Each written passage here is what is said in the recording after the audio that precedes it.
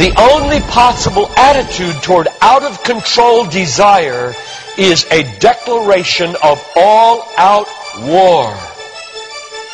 I hear so many Christians murmuring about their imperfections and their failures and their addictions and their shortcomings, and I see so little war. Murmur, murmur, murmur. Why am I this way? Make war! If you wonder how to make war, go to the manual. Don't just bellyache about your failures. Make war! He says, I'm continuing the quote, there is something about war that sharpens the senses. You hear a twig snap or rustling of the leaves and you are in attack mode. Someone coughs and you are ready to pull the trigger. Even after days of little or no sleep, war keeps us vigilant. There is a mean, violent streak to the true Christian life.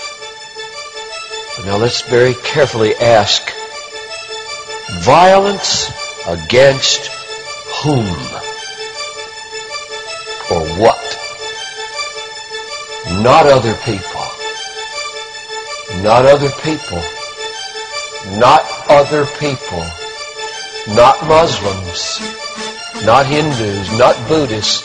Not atheists. Not secularists. Not nominal Christians. Not wives or husband or children or ornery bosses. But on every impulse in our soul to be violent to other people. Violence, a mean streak in Christianity, against our own selves. And all in us that would make peace with sin and a settling in peacetime mindset. We make war on that in us. It's a violence against all lust in ourselves, all enslaving desires for food, caffeine, sugar, chocolate, alcohol, pornography, money, the praise of man, approval of others, power, fame. This is our enemy. This is where we make war.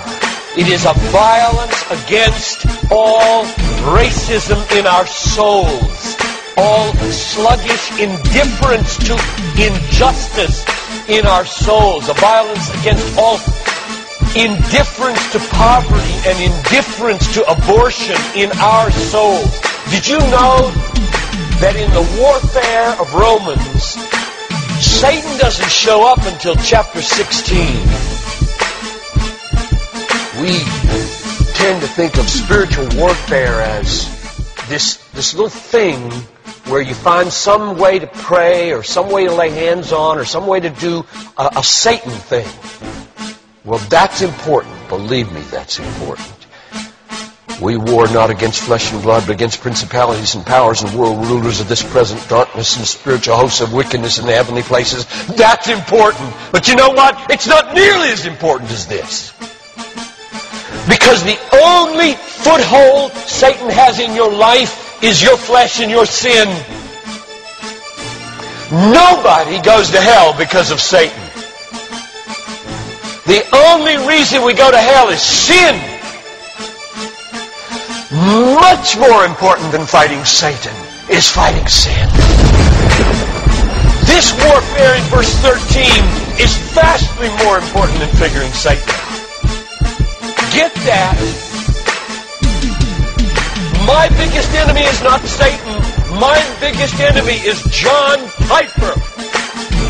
And he's the only reason I'll go to hell, not Satan. Satan, you don't have nearly that kind of power. And therefore, I really care about us learning how to do this battle. Christianity is not a settle in, live at peace with the world the way it is religion. Like most Christians live their daily lives. Verse 13. If by the Spirit you kill. There's a mean streak in Christianity, and it's not against anybody else but ourselves.